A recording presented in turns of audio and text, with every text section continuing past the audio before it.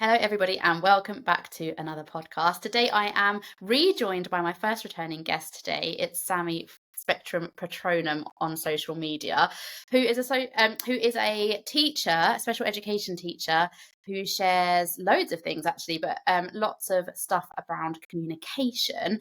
And that was how I found her back last year, and was really taken by her creative approach and doing things the way I've always felt they should be done, but had never been able to do in my classroom. And she was the first guest on my podcast and now is returning. Hello, Sammie. Hi, Jordan. Thank you so much for having me back on.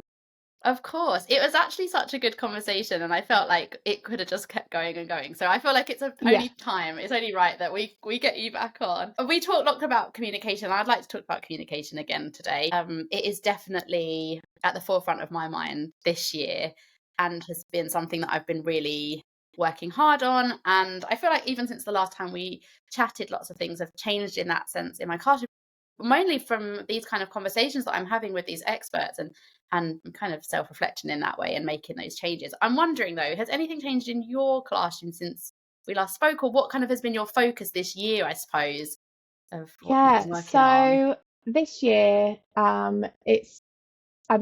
I've really pushed with my team modeling, Yeah. the value of modeling. And even though we know requesting is such an early stage and it gets the learners in like sort of motivated, but we've really been modeling the commenting and the core language as well, Hmm. has been a big push. And it's just been phenomenal to see. The class that I work with are very complex communication and cognitive, all non-speaking, and seeing some of these children using like core vocabulary to create small sentences and advocate for themselves has just been like it's that if I didn't I think I'm so communication based with all our learning, it's always got a communication base, and it just motivates me so much to like find more find more Yeah, AAC and new things as well, trialing different absolutely. devices and stuff. Yeah. So your class sounds quite similar to mine, like Mhm. minimally speaking. If they do Mhm. speak, then it's core words or maybe even phrases that they've learned, but ultimately it's minimal speaking. So what does communication look like in your room? What kind of systems are you using in your classroom? Yeah. So every child has their own either book or device. So of sorts. From we have one young person with they use an e-tran frame, so it's a clear frame, and we put four Yeah, items okay. on. So we use it as an eye gaze system, and sometimes he might reach to take the symbol. Okay. So we go from sort of that through to like using buttons for more and stop, and then other children who have a huge communication book and are able to like completely navigate it to communicate. So we do have a real mix of levels within our classroom, even though they're all non-speaking apart from one child who has some gestalt phrases that he does sort of like whisper every now and then. Otherwise, that you might come in, and I think some people might come in and think, oh, they're all non-speaking, so they all must be at the same level. And actually, I've got children making all Yeah. these amazing sentences, and then I've got other children who I've been working with for 4 years, and we're doing intensive interaction, and we're using the Hmm. e-tran frame, and we're still very much on the requesting side because that's we're just meeting them where they're at. Yeah, it's so true. And sometimes they can be really able in some areas, like maybe physically able, really great at Hmm. climbing or really great at, I don't know, maybe more gross motor skills, maybe. But yeah, that doesn't necessarily correlate into the academic. And then also they could be fantastic at sorting and ordering colors or numbers or the alphabet letters, but they're all spiky basically is what I'm saying, aren't they? Including with their speech. So yeah, of course they're all over the place in some sense. My class is exactly the same, I would say. We range from those that are learning to reach out and track objects and notice that their environment has changed within 50 centimeters of them, lights and sounds, kind of noticing those and processing those and reacting to those in a not distressed way is one of their Hmm. targets. So that we're kind of working at that stage. And then also, yeah, sound buttons, iPads, core boards, symbols, then pointing, gesture, reach, objects of Yeah. reference, you know. Object of reference. Yeah, yeah. That's always a good one Sound as buttons well. has, has been a good thing added this year, actually. I feel like Hmm. it's such a beautiful in between from that kind of guiding and reaching to an iPad or a core board. I feel like it's wonderful for my PMLD learners to be able to make a choice with, and it is high tech AAC, I guess you'd call it, would you? The sound buttons? Yeah, Because I it's would tech, say, I well, don't know. yeah, because I just, well, it's tricky because obviously It's high not tech. low tech, is Oh it? no, yeah, because I'd say low tech is all your paper based, and Yeah. then high And tech high tech was is, anything electronic? yeah, and also it's that cause and effect as well, isn't it? I think Yeah, I would say I high think tech, so. but yeah, it's a good gateway into exploring, isn't it? Exploring that cause and effect I and think so, pressing it, but it's got that hearing it. tangible factor. So it's Com- quite nice for our children that have gone from objects of reference that are incredibly tactile to a sound button. It just feels like it, with that click or that press and that reaction of immediate sound, and that it's mhm. physically possible for them to do it independently, which is something that we're really going for, is independently making a speech attempt rather Yeah. than it being guided or hand over hand. You know, one thing we've moved away from just in the last few weeks is with our PMLD learners, we used to use an iPad to say good morning. And one of my Hmm. TAs very rightly said, why are we guiding them to press good morning? They might not have had a good morning. They might not want to say good morning. You know, we had a tambourine as well. Like, surely the tambourine's just enough. If they want to touch it, they can touch it. If they don't want to, they don't. Like, just Yeah, because that's spoken doesn't mean that's better. And I love her for absolutely. that because she's such a great advocate. Sometimes it just takes someone else to just question, like, I know we've always done this, but why are we doing this? What, for whose purpose is it? Yes, that's so It's a really great true. question. And that's only been in the last few weeks in my classroom. Hmm. So now we offer a tambourine or a sound button for good Hmm. morning, and they can do it or they don't do it. And that's their choice. And some of them went for the tambourine today, and lots of them were exploring the sound button because it's new. And then it said good morning, and then that was really exciting. And then we got to the afternoon and thought, oh no, we can't use it. It says good morning, and we need to make another one for good afternoon. That's just classic, isn't it? Yeah. But it felt so much more affirming, and I'm really Hmm. pleased that she, had the trust and the confidence, I suppose, to bring Yeah, that up and question, I know you've always done this, but why are we doing this? absolutely. And that's what I mean, I always say to my team, I'm like, when, especially if if done a course, you're always taught to be a reflective Mm, practitioner.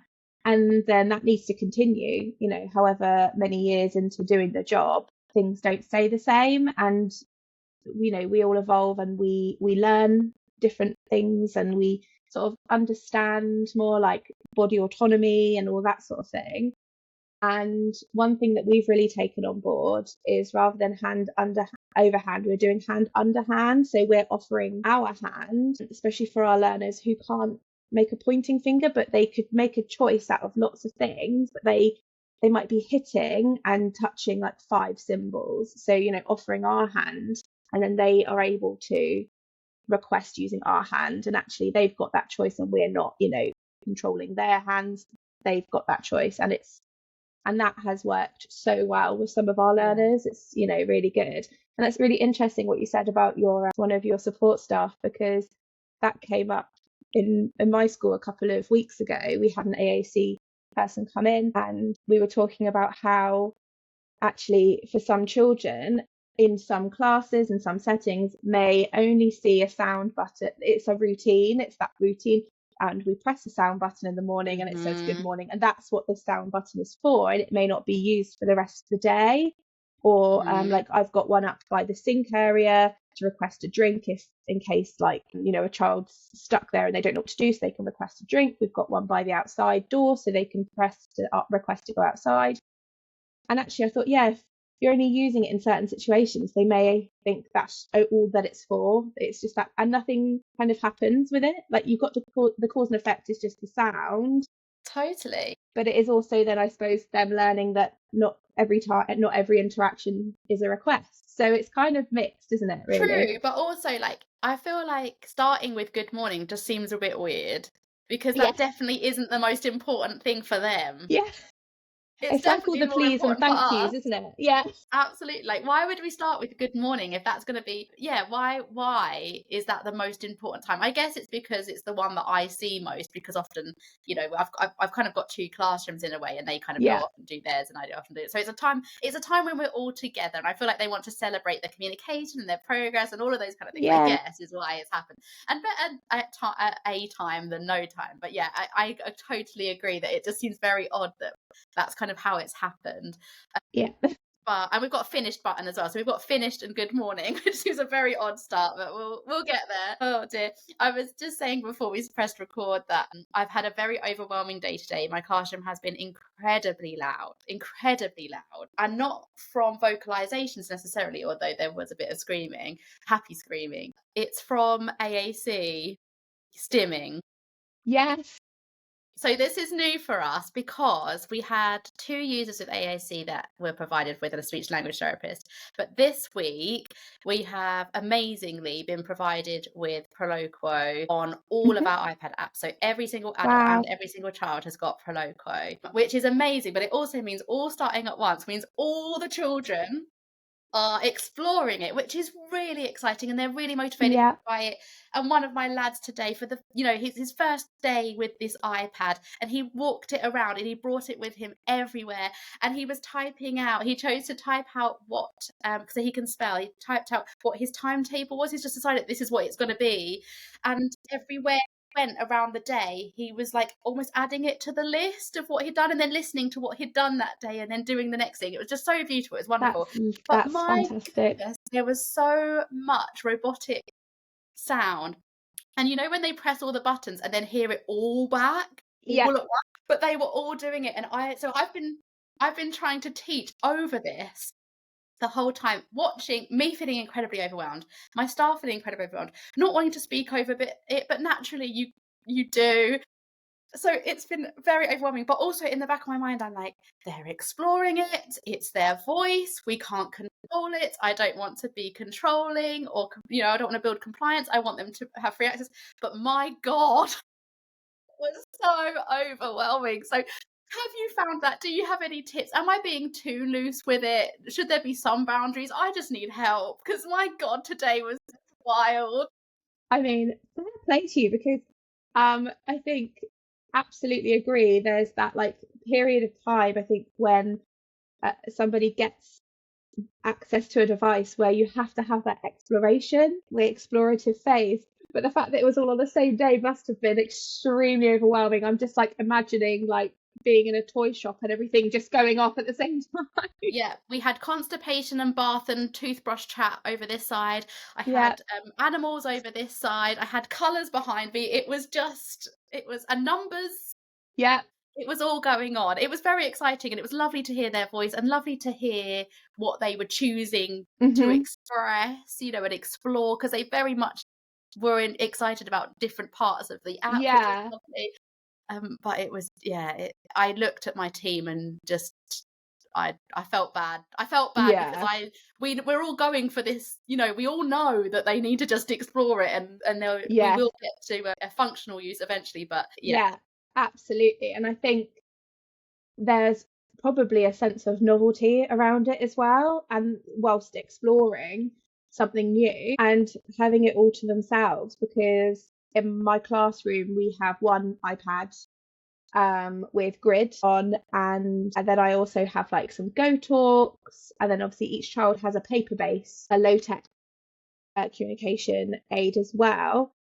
So to share the iPad is quite tricky. So we do often leave it sort of stood up, leave it around so that the children can come and use it as and when, and then we use it to model. My learner who's using the eTran frame for the first time, he's not one that's interested in iPads. This week, I just left it up and he just found some words, and quite often on the Go Talk he'll find the U, like the U, and he'll just press U over and over, and he found it on the iPad as well. And then as soon as he found it, he was just pressing it over and over again, listening to that sound, and I thought it was fantastic. But again, even with him doing that, and then I had another child with the Go Talk listening to animal noises. So even that was just 2 devices. So I mean, I don't have much advice on that, other than I feel like if it was me, I think I would, and this is me coming from somewhere where I know I could do this. So obviously different settings have different like rules, but I would kind of write off the learning. The learning would be the exploration, and Yeah, maybe try to split yeah, the children into different rooms and spaces so that they can hear their own as well. So, maybe like 4 children taking it to the woods, 4 children taking it, to soft yeah. I play, think and that's really try, great. but yeah, because then it's sort of like less overwhelming for everybody. But I definitely think there's that exploration phase which they all have to go through. And Yeah. I mean, I literally am just thinking, oh my gosh, if my whole class had one, it would be a lot. Yeah, it is, and it is a lot, and I'm just gonna have to ride it. A bit like our first attention autism session was absolute chaos, and I thought, "What am Yeah, I doing? Why am I doing this to myself? This is never gonna work. It's never gonna work." And now it is just is so fabulous. So I'm hopeful, and I trust. The thing is, I trust the system. I've seen trust the it process. with other children. I completely trust the process, and I want this to be their voice. It was Hmm. funny actually. One of the children was using an iPad. We lock it onto the app as well, so because Yes, otherwise there's some things. So yes. Oh, that's a must. Lock it onto the app. But yeah, I'd locked it onto the app, and it was the one I was using. And this girl had her own one. She had 2 of them, and I needed one of them because I needed at least one. And then I took it away and I didn't say anything. I just said, "Oh, mine," or whatever. And she said the boy's name that used to have one, this person's voice, because that's obviously what we say, like, because that's what we say. You it's can't use your their yeah, voice. it's It's Jordan's their voice. voice. It's his voice. Exactly. Absolutely. It's Jordan's voice. But that's what she said, Yeah, Jordan's voice, or they said this boy's name. And I thought, oh, that's so funny, that she's got it. And I thought, oh, this is voice. This is your yeah, voice. yeah, And it was just it was so wonderful that she's got it, yeah. because we've been modeling, I guess, is what this comes down to. Because we've been using that language and modeling, that this is then a very easy transition. And because we've been using low tech core boards, it's also an easier transition for my teaching assistants, because obviously this is amazing technology for them as well, and it can feel quite overwhelming to learn it. Yeah. So they're learning at the same time as the children. So they can stim and choose buttons and go through folders as well. So as we were doing my story, all of my teaching assistants had their iPads, and I wanted them to find certain words that I Hmm. was saying in the story as I went, just for their own practice. Can you find the core word? Absolutely. Can you find the animal? Can you find it? And I was modeling how to find it, and they were finding it too. And what was happening is some of the children didn't seem like they noticed, but some of the children did, and Hmm. they were then looking through the folders as well. So yeah, it's really new for all of us. I feel like it's really exciting. It's such an exciting time. If any teachers are listening and thinking, how did you get loads of iPads for your room? I was quite sneaky. So last year we transitioned from paper-based assessment to tech-based assessment. So we had a load of iPads bought for our assessment. So for photos, we use Eversense, but it's a bit like Tapestry or Hmm. evidence for learning. They're all kind of similar. Take a photo and it gets sent home to parents, and it gets saved and tracked on their levels, is kind of what we do. So we needed enough iPads in order to do that. And then I thought, well, while we've got all these iPads, we could buy Proloquo, and then you can put, for one payment, for one license, you can put them on as many iPads as you want. So that's how I managed. Yeah, so that's how I managed to do it, was convince them to get one license and a load of iPads for the assessment, and yeah, and then we've all got it. It unfortunately, it means that we all have the same voice, we all have the same folders, but we're just going to do that, navigate that really carefully, and Hmm. and make that and make it generic enough but also meaningful enough, and kind of go along that way. It's better that than nothing. And yeah, so Absolutely. that's how I snuck that in there. That's how I managed that one. It's been a year in the making. I'm finally done. That's great. We managed this year to get grid for every class. So I think we paid for 40 licenses.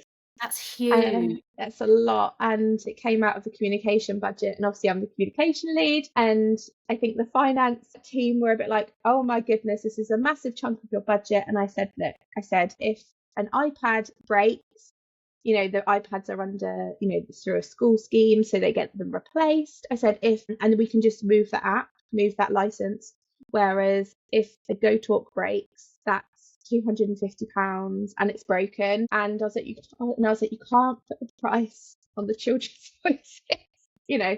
You've got to No, exactly. You've got to and jump we're through so many hurdles for them to get their voice, whereas everyone else just gets their voice for free. It just seems very unfair that these absolutely. children have to jump through so many hurdles in order to get their voice. And I mean, obviously at the moment we've got one per class on the iPads, but I'm hoping that, then next financial year I can buy some more because we do have 2 iPads per class, and then that'll be another one. And then And also what we're sometimes if you prove, unfortunately, we're in the game of proving worth and proving that they can do it. So hopefully, just by having one, unfortunately, we're in the game of that and the business of that. So Mhm. hopefully, by just having one in the class, you can almost prove to the speech and language, or prove to the referral, prove to the charity, whoever you're going to, or county, that this is working. They do respond to it. They do communicate this way. They are choosing this, and then evidence it that way, and then maybe they can then be referred, and then it can be paid for in another way. But unfortunately, without that initial test, it's really hard to get Yeah, access. We've had yeah, I to, agree. with our first two that was funded originally, that was our first two. Yeah, we had to prove so much that they could do all these things that you can't even do on an iPad. Very PECS system, actually, which is a bit odd because Mm, that's very not like what we do now. Yeah, it was very weird. We had to prove lots and lots of different things, that they were persistent and that over distance, and that they could go to lots of different communication partners, and that they could travel with it, and they chose to travel. All these kind of things. Actually, they will learn when they have an iPad if it works for absolutely. them. It's really bizarre. I feel like they almost needed targets in order to prove their quota, and they just kind of picked these old school communication targets out of thin air. It seemed very odd. So it meant that it was a barrier to lots of our learners Mhm. getting access, which we've proved just in day one, today, that actually Yeah. well, some of them are already taking them around to different areas with them because it's motivating to them. Mhm. Yeah, yeah, it's going to be an interesting experiment, but I know my colleague's going to struggle, who's autistic and very sound sensitive. So I'm just going to have to send him a very loving email tomorrow saying sorry, and just remember they're just stimming, and I'm going to say it's like a piano. They have to be a bit plinky plonky before, and we're going to have to model and show them how to use it, but they will get there. And just kind of Absolutely. remind my teaching assistants, please just go with it. Next week it'll be even more, and we'll see the progress and Yeah. go with it. But yeah, I already had some coming to me saying, but do they have to use it everywhere? Could we just, when learning time, we take it away, and then in stimming time and choosing time, then they can have it back? And I said, absolutely not. That isn't what we're doing here. No, No, they have to do it all the time. We'll get there, but yeah. absolutely. It's definitely it's a, s- it's a learning journey, isn't it, for everyone, I think. And having your team on board, modeling and understanding the value, I think. And I think everyone will have teething issues, especially like at the beginning. But like you said, with your attention autism, I think it will just find its rhythm. Yeah. And it'll be interesting because I think there's children in my class that I assumed this is what that I saw that they were motivated by the iPad and iPad games and things like that. And they were reluctant to use their paper base. So we would just model a lot to them. So I thought, this child, I feel like it's really going to work. And he's kind of like not that interested in it. So it really shocked me. And then another child who I didn't really have on my radar, he has blown with it and has like wowed me so much that he's the first one that I have referred to try and get a device for himself, because that's the other thing, isn't it? Like we have it. So currently in my school, like I said, we've all got one iPad with grid on for each class. But then when they go home, they have their paper base. And if they're not that motivated by the paper base and can access so much more language on a device, it's that fight to try and get them the AAC that they they deserve. Does. It feels so cruel. Imagine only having your voice at school. Like, it just seems, and they'll know in their head, like, "Oh, if I was at school right now, I could get that particular thing I want, but now I'm just stuck Hmm. with this." And yeah, I can imagine that would breed even more frustration actually, Yeah. because all of a sudden they're aware, like, "I am being understood in this other environment. Why aren't you Hmm. understanding me in this one?" And it might, I mean, some parents do purchase it in the end, don't they? Because they're convinced and because it works, and they want to encourage children, which is amazing. I mean, it shouldn't again, it shouldn't have to be like that, but that is just the reality of the situation, isn't it? The financial Yeah. situation. But Yes. again, I suppose at least if we've got one in school, the parents can also purchase it feeling confident that it's accessible and Hmm. worth the financial, yeah, ask really. Yeah, absolutely. And I know that there's lots of different routes to go down, but it can be quite hard. I think there's a lot due to budgets. It's always to do with money, isn't it? That it can be, very hard to get what the children need. So we're currently trying to go through ACE Centre, and they're a charity. So hopefully, yeah, it's we've got a lot of children in our school, nearly 300 pupils, and we've only just got grid. I've been fighting for a long time to get a more diverse range of AAC products in the school, and it's been a long fight. And I think people I think people who maybe in the school weren't as on board with it, trying to get children away from screens and things like that. And I'm Right. like, but look at the benefit. I think they've realised and now they've seen how much it's changed some children's lives and how much communication has come from certain pupils. It's, it's a real game changer. It's a real game changer. So, yeah. Yeah, I totally agree. And I agree that it does come from a good place. They want to keep their focus and not dysregulate them. Lots of Hmm. children, like we had it today with a pupil that was stimming and exploring on the iPad, and then run like zoomies, proper zoomies. I can't explain it any other way. Proper zoomies into the other room and then back again to listen, and then pressing it again and then back into the other room to listen. It's pure joy, but incredibly dysregulated, and there's absolutely no focus for anything else there. So you can see why people seeing that would think, well, this can't happen.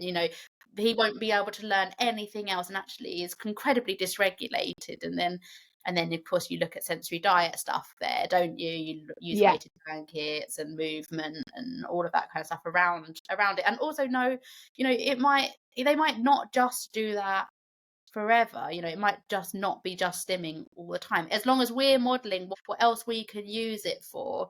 And hmm, that's incredibly motivating. If a child has never been able to ask for the certain drink they want before, or a certain play equipment they want before, or a certain activity they want before, that's going to be incredibly motivating once they realize that this square, thing that they press can help them access all those things. It's just about us absolutely. showing them that actually, yes, you can stim on it, and that's really fun. But look what else it does. And then there might be a bit of both. Absolutely. Yeah. Yeah.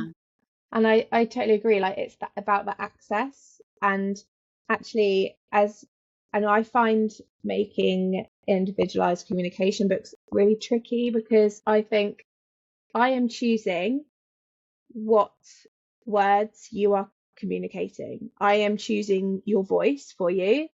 So I often end up getting carried away, and this communication book is like 40 pages. And I'm like, this child's got to carry around this communication book. And I just want to be able to give them so much opportunity and so much language within the book that actually a device can hold hundreds of thousands of words Makes on thousands, yeah. one device rather than them carrying around like a lever arch file. Do you know what I mean? You can be in a situation and all of a sudden you need I needed the other day, I need a triceratops. I can't just go off and print that and Quickly make whip it that. up. Yep. But I could search for it, and within seconds it was on there, and we could press it, Yep. and we had it. But there is value in corporates as well. There are so many Absolutely. Yep. uses and situations where that would be amazing. Hmm. Now you make and sell core boards, don't you? And the like core board book, like communication books. With core boards on the Do you side. want to explain a Yeah. little bit about that and how what it looks like and how Hmm. it's used, and then why you back that so much? Because you obviously do. If you're going to put all the time and effort into making it, what is it about a communication book that's so important? Absolutely. If you obviously with communication books, the big like seller for me is that we can make them for free, and obviously what we do is we make two copies so that there's one that gets sent home, because all it is printing and laminating sheets. That doesn't cost the school that much money. We can send one of those home, and then we've got one at school so the parents don't have to panic if they forget to send in their voice for the day. That takes that pressure off. So we always make two, and we make them individualized. We've always got like a core language on one side and then fringe language on the other. And I mean, you've got your core program, your core vocab program. We know the importance of core language. And I think until I did a course, I didn't realize how much core language is so valuable, because it makes up 80% of our daily language and interactions. Yet it's only 200 words. We only have 200 core words. That's why core language is so important. And then on the right hand side, we have all the fringe language, which is, the other 1,000. 249,800 words in the English language. And actually, that's where I get stuck and I go, oh my gosh, all I've got is requesting. I need to add some commenting on there, or I need to add some actions. I need to add some places and things like that, so, to try and expand the language. And actually, I always make them completely individualized to that child. And then we have generic ones as well that we use to support. So most of the staff at my school have made their own books, and I love this. So I started off like a trend. So me and my team, I've got a team of ladies who are on my communication team, and we all made our own books, and we were carrying around our own books and modeling, because we're like, you know what? We need to model all the time. We need to have our own books. And then all the support assistants were like, oh, I love that. And then everyone started getting different straps, that you can It's like a get fashion and expression. I love it. That's how jazzing it up happens, isn't it? I completely. love And then it. actually that carrying it around all the time, because I think that's something we really struggled with as well, is pupils, like, and us prompting the pupils to take their voice with them when we leave the classroom. And I think by staff modelling that, it's supported the pupils doing it, because actually some pupils might feel a bit like, or they might feel a bit anxious about taking it out, or a bit like maybe a bit isolated. I don't know if they're Yeah. in a Yeah. more like in a class maybe with children who don't use as many communication aids, and having the adults there with them and using them all the time, normalizing it Yeah. as a strategy, I think is so important.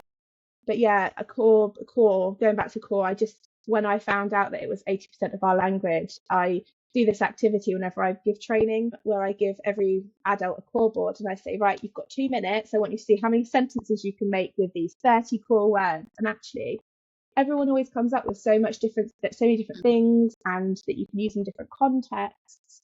But obviously, the tricky thing is with core is that it's not something you can physically see. No. Drink, we know that drink is an easy one to do, drink. Whereas go, what does go look like? Yeah. That's You like can't where visualize that's it, can you? It's not tangible. absolutely, and that is where the core language is trickier to teach, but so valuable. So yeah, big advocate for core. Yeah. I mean, clearly I am as well. I literally talk about it all the time. Yeah.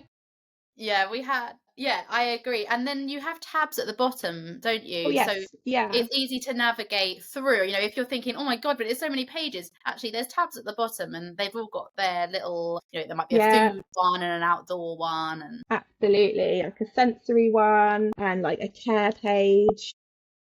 Mhm. So it's easy to find as well, feelings, spelling, and then the option I add the option like, do you want to write it, or I'll type it for those children who obviously actually, like you said, you've got a learner who is able to type. Yeah. And actually that's having just having access to like a keyboard to be able to type is fantastic. Yeah, Yeah, and definitely, then because you want to, again, reduce the barrier, don't you? You don't wanna give them this yeah, really long-winded way of getting what they want, because ultimately then they'll find a absolutely. quicker way, which sometimes look like unsafe behaviors, Mhm, which sometimes look like inappropriate behaviors, because it mhm, just is quicker. Why would yeah, I, tap all these letters when I can just fall to the floor and all of a sudden adults come running and help me? That mhm, of course they're gonna do that. Why wouldn't you? When you have no voice, that is how you communicate. So we wanna reduce those barriers, absolutely. don't we? We don't wanna add more barriers. So yeah, I think that's great. If they wanna type, type. If they wanna gesture and sign. If they wanna, point to pictures, they point to pictures and Yeah, all of those things. absolutely. And I think that's another thing that we're embracing, and that's something that I'm supporting my team with, is about that total communication approach. And actually, it's okay if Sammy goes over to the sink, gets a cup and brings you a cup. That's amazing that they're requesting a drink. But also it's okay if Sammy stands at the sink with the cup and is stuck and not sure what to do. You can then go over and prompt by using we have like drink symbols to be removed, also a button, and I've also now recently put up a talking panel that has 6 buttons on it, and it's like drink, wash hands, because like if they've got sticky hands Yeah. from sensory play, cereal, reasons, all their like favorite snacks as well, because we do allow our children to snack throughout the day.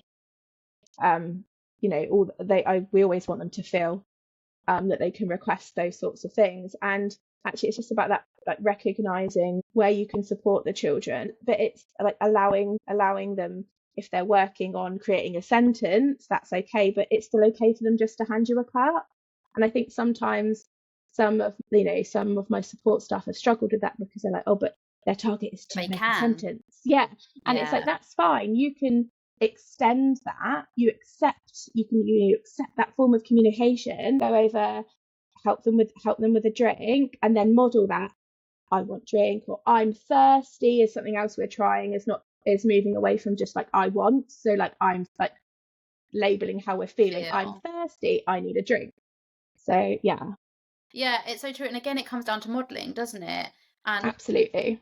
also understanding that in certain situations or on certain days, children will be able to access language and not access language. So when a pupil is dysregulated, for example, their communication abilities will reduce massively. I have a pupil that's incredibly, I mean, really quick on the AAC. It's been doing it for a couple of years now, incredibly quick. But when dysregulated, can't even make a choice of objects, just Hmm. loses all ability or want ability, I suppose, to be able to communicate in that way. He just needs us to make those decisions for him, and do that for him, because he can't make choices. He can't look at photos, symbols. It is just too much. Too overwhelming. Yeah, and it's not that he can't, it's just that he No. can't right now, and I think Yeah. that's also something as well, isn't it? And it might not be as big or as obvious as that with your learners. It might just be they might be seemingly okay, and actually just that day they're just a bit tired, or actually they've been doing it all day and they just want a drink. Yes, It's not, and every opportunity absolutely. isn't an opportunity to stretch them. Sometimes they just want a drink. So I think that's absolutely Agreed. great practice. What you just said is do the thing, give the thing, and then Hmm. model what they could do.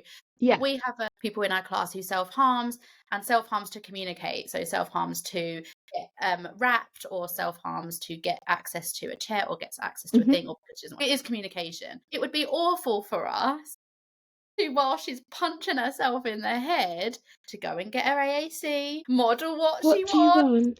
Yeah, Yeah, or give yeah, her a choice would be even worse. Yeah, but even yeah, just modeling the sentence, like, while she's punching herself, obviously we're not gonna do that. So we absolutely. see what she's doing, we give her what she needs, and then we show her a safer alternative way that she could have asked for that. And in Absolutely. the hope that, "Oh, that won't hurt me, maybe I'll do that," is the hope. But yeah, absolutely. Yes, of course we want her to do that. But ultimately it's about meeting their needs first, isn't it? And Yeah, honouring that communication.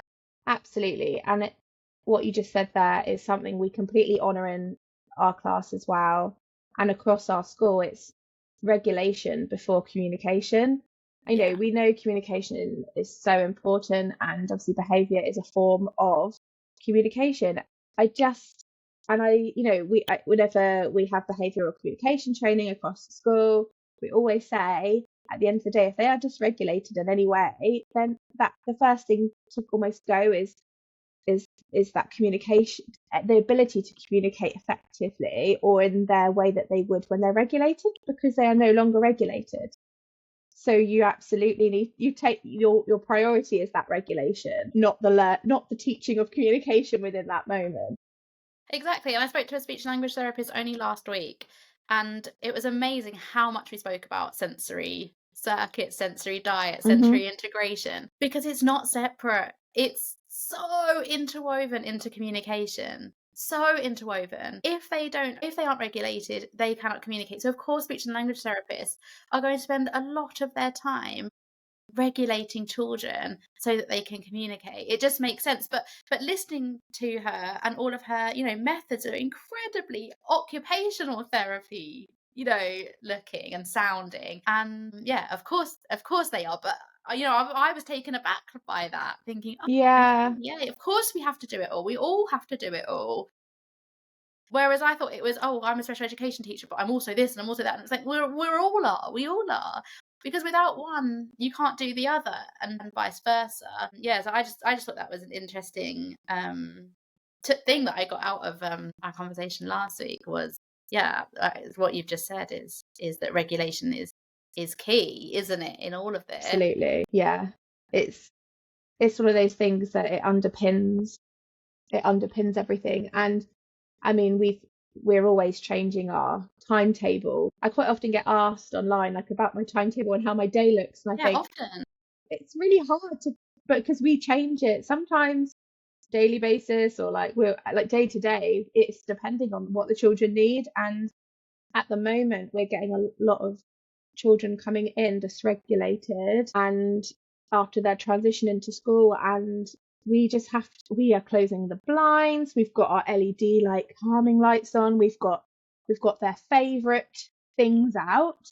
And a lot of people will come in and be like, oh, is this just a morning choose session? Yes, it is a morning choose session, because we are regulating. Because if they come in now and I'm like, right, let's go and do some story massage and let's go and do intensive interaction, it's not going to be a positive Oh, interaction. What we need to prioritize here is getting ourselves regulated and ready to learn, because otherwise we're not going to have a great day. exactly. It's still Yeah. just as valuable, isn't it? I think it doesn't have to look like table or paperwork. No. Or I think that's Yeah. something that special education teachers do really well, actually. That learning can be in the corridor, learning can be outside on the Oh field, yeah. learning can be on choosing time. In fact, we get the best communication at choosing We time and do. golden time, or whatever you want to Yeah. call it. There are some of our best moments in the toilet. Like, it's some of our best learning and most important learning moments for independence. So just because it isn't called English or maths or communication Hmm. or problem solving, whatever you want to call it, doesn't mean that there's not learning happening.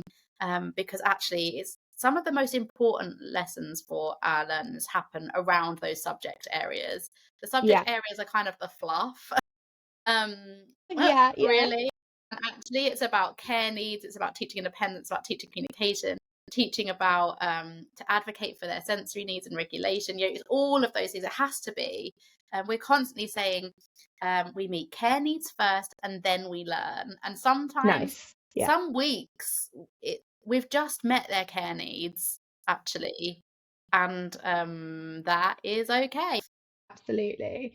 And I see it in a lot of new teachers in special needs that they come to our school. Like I said, we're quite a big SEND school, we're primary, we've got 34 classes across the school, and I quite often see them all trying to fit in their 5 lots of English, 5 lots of maths topic, da, da, da, da. And I'm like, it's okay. You're allowed to prioritize their regulation and communication, like those basic needs, like doing a breakfast club because because they might be hungry or didn't eat breakfast or got up too late or whatever. But I think that does come with time, as if Yeah, like, because maybe. it's a confidence thing. I think like 8 years ago when I started, I think if whenever we needed just the children just needed this next session just for calming, and like management would come in, I would be like this. And I remember the heads at the time would come in and go, it's okay, I can see turn taking going on over there. It's okay, I can see a child learning to independently regulate over there. They're meeting their sensory needs. And it was always like, thank goodness, because you know in your heart of hearts you are doing the right thing for your class and for those children. You get that fear, I think. Whereas now I would happily come in and I wouldn't worry who comes into my classroom, and if they think nothing's happening, I feel like I could write a target for anything going on in my room. And I do feel like that is something that comes with a It bit of definitely comes confidence, isn't with it? experience.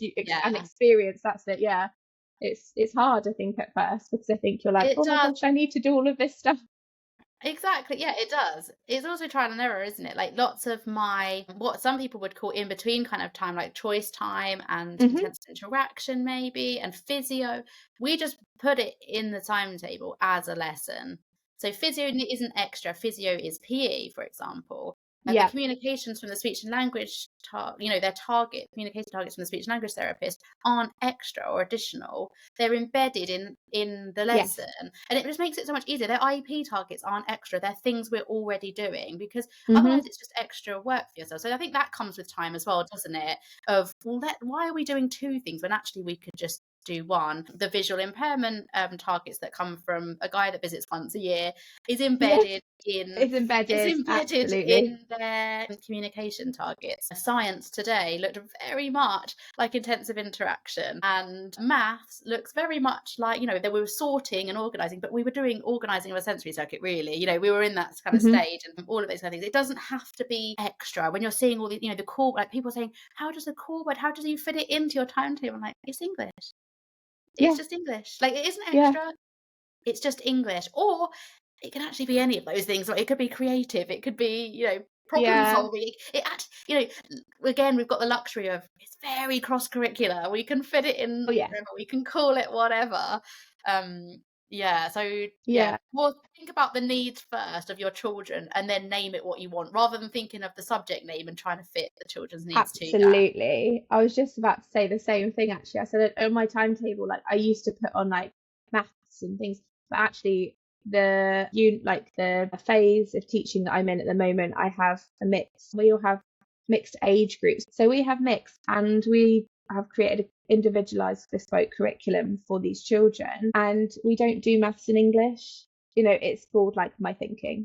And it could be like curiosity program and intensive interaction and different things like that. But then we've got looking after myself and my body. And it's just about it. Some lessons, my team are like, oh, what does this fall under? And I say, it could fall under absolutely everything right Yeah. now, because, Yeah. well, look, we're making sentences using our communication device, we're writing, but they're also using their hands. I was like, so that's also fine. You can Yeah. We're literally, you being can walk in. independent. Yeah. Absolutely, they're being independent. They're learning to. They're like tolerating others near them, but they're also being curious about X, Y, and Z. You can kind of then that it's that holistic learning, and it's just more valuable, I think, when you, like you're saying about like the targets and also the lessons, and how if you just think about what that child needs, and then it kind of just in my class anyway, it kind of just fits and you create your own little It world. So I does. no longer put up like lessons. It's just like I love those titles. I it's really love just those yeah. names. It makes it so much more meaningful, doesn't it? And focus to what you're actually doing. I feel like we still use general subject names. I mean, we're actually a mainstream school, they're obsessed with it. Hmm. But yeah, by calling it science, it sets an idea in my team's head of what it should look like, I Yeah. feel. Whereas looking after myself can still be science. It's all about biology. It's all Yeah. about looking after, or PSHE even. It can Yeah. be all of those things. But it also sets an idea of the purpose. Looking after Hmm. myself is important for these learners. That's why we're doing it. That's the why. It answers its Absolutely. own questions, doesn't it? I Yeah, like that. absolutely. And Why it's we're like, doing it. I might write for my thinking, I kind of write a mathsy and an Englishy target. So it might be something about the story that we're doing, about engaging with the story and then building attention with and I make it very vague, because I'd rather it us not be able to build attention to one thing, can we do it in different contexts, etc.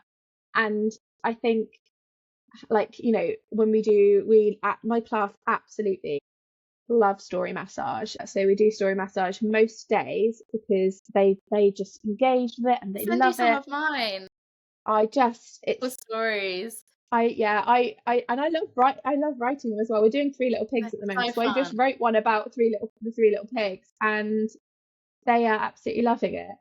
But I'm like, that's also my body. It's about, like, they get to choose which body part, and it's all about, like, and body autonomy. And also they can say yes, and we always ask them, obviously, and they say yes and no. It's about that consent. Interaction, it's like a conversation, isn't it? A Yeah. physical conversation. And so actually our 4 areas of learning, it covers my thinking because it's about stories. It covers looking after myself because it's about their body autonomy. It covers my body because they're learning about their body parts and how, like, the different strokes might feel on their foot to their hand. And also my communication because they're able to, to interact So, with the book, and then also choose body parts through yeah. communication, and also say yes and no or stop at any time.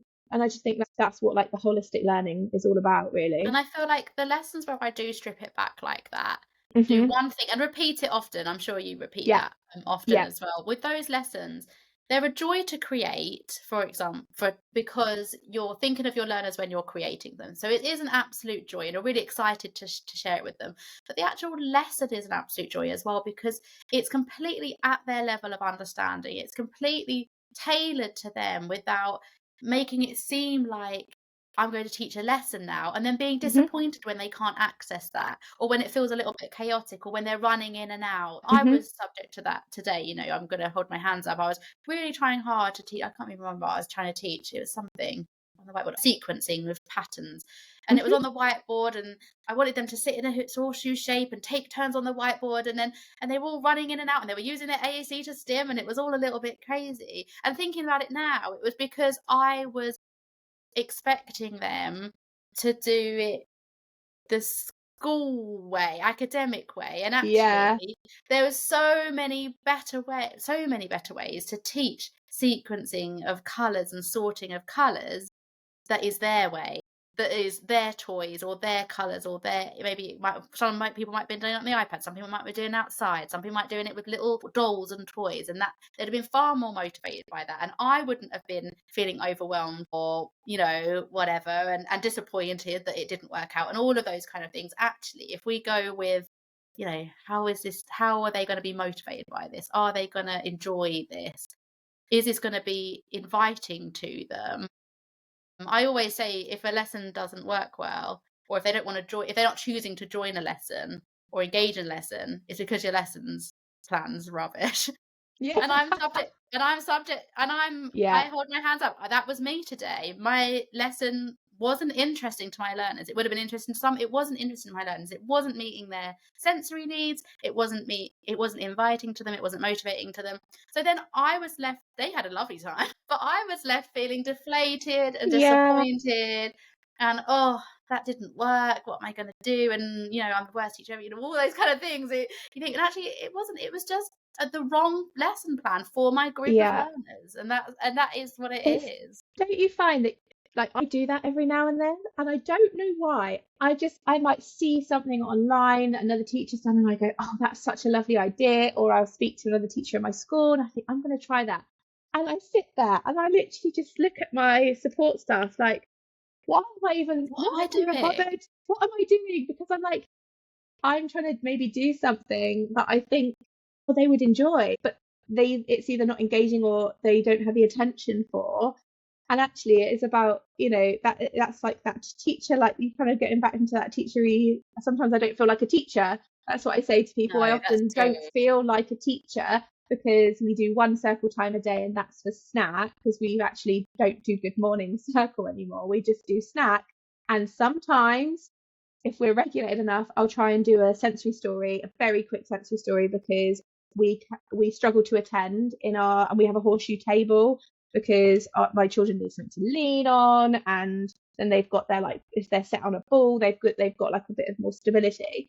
But actually, if they get up and leave, long gone are the days where I'd be like, oh, let's try and get them back. I'm like, they're disengaged. they're not interested. They're communicating to me, this is boring, or I'm not interested. So actually using that child led, like you said, like, you know, meeting them at their level and saying, oh, actually this child loves bricks, let's do pattern through brick. And again, it comes, for me, it comes back to that modeling, you know, within their space, and then maybe trying to do like a bit of sort of like, we kind of combine things. So we do intensive interaction, a little bit of intense interaction, but maybe like try and put in some like what I call bucket language, you know, like you might try and like just mix some therapies together and create your own little, you Absolutely, know. absolutely, whatever works.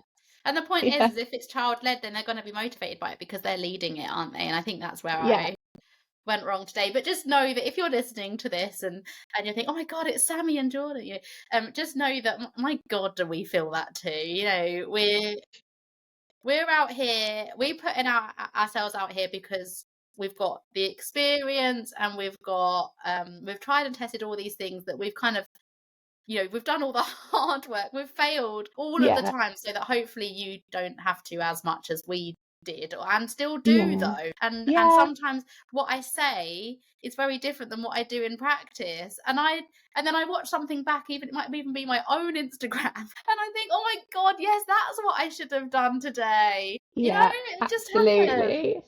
It does, it happens. And I think, yeah, it's remembering that it's okay to try different things. And if it doesn't work, it's okay. And you just go back to meet the children where they're at. And I think it's that confidence, like we said earlier, you know, if something's not working for you and you're a bit nervous about trying something, just give it a go. And if it works, you run with it. And if it doesn't, it's okay. Like it's not a fail. I feel like it's not a failure, is it? It's trial and error. It's okay. You're gonna be my target for this week is just, yeah, going with them more, thinking Mhm. about it's not a bad lesson, it's not because I'm a bad teacher, No. it's just the wrong lesson for this day or for this time or Yeah. for this group. And yeah, going with it that way, far more on what motivates them. I think that's a lovely way to end this lovely chat. Thank you so much, Sammie. Where can everybody find you and your amazing products? Well, thank you. Thank you so much for having me on. I've loved it. I'm so on Instagram. I'm at Spectrum Patronum, and I have a website with resources and pins and some more things coming soon. And that's www.spectrumpatronum.com. Thank you so much, Jordan. I've loved it. I love chatting to you, and I can chat to you over and over and over Oh, yeah. again. Um, but this has been a really important conversation. I think that people need to hear, almost demystifying the belief that some people just have it all worked out, and that's Yeah. just absolutely we're saying No. absolutely not. Yeah, my Thank plan for you. tomorrow morning is regulation morning, and Yeah. communication. And if you get any further, then you're an absolute wizard. Yeah. Absolutely.